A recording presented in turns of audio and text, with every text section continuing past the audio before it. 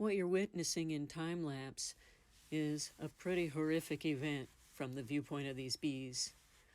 I'm having to remove and destroy every frame that has brood or pollen cells in it and replace it with completely empty foundation with which the bees are going to have to start all over, building up wax, having the queen come through and lay eggs, and then going out getting more pollen and feeding that brood to raise them up.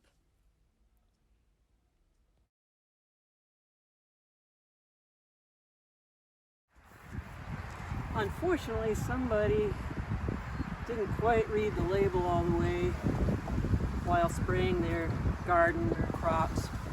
And unfortunately, if you don't do this right at dusk, when the bees are already home in their hives, they're out foraging. And if they're out foraging, they're bringing back pollen to feed their brood. What you're seeing here on the frame is all the brood cells where baby bees are being formed.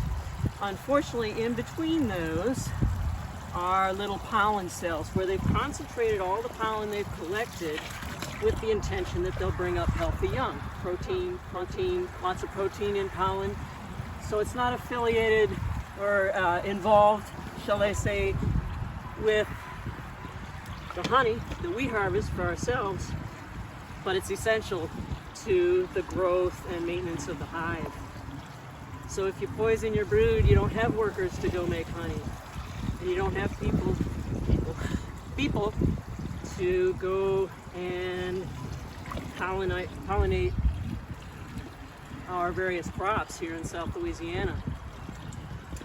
Unfortunately, this has happened to one of my hives, and in a sort of desperate measure to save them, I'm soaking and removing all of the contaminated pollen from the frames.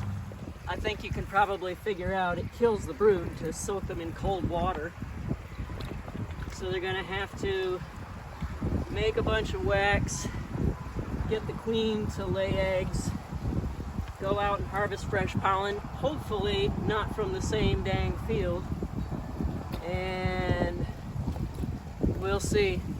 But I was watching them die at a rate of sort of 500 to 1,000 bees per day, and that told me that it was in the pollen stores, not just a case that, they got out and a few worker bees came in contact with some bad poison. If that had happened, they would have just not come home to the hive. And sadly, that's kind of better, right? Because you don't poison your entire family if you do that. But they didn't know.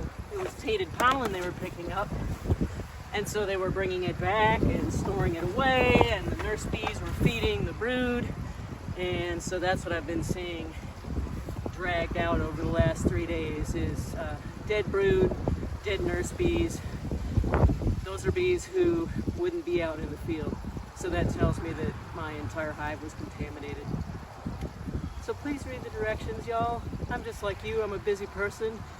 But spray in the evening, right around sunset, after if you can, and try to do it on days when it's kind of going to be a warm night so that pesticide has a chance to fully dry before the bees get up in the morning and start going and making their rounds.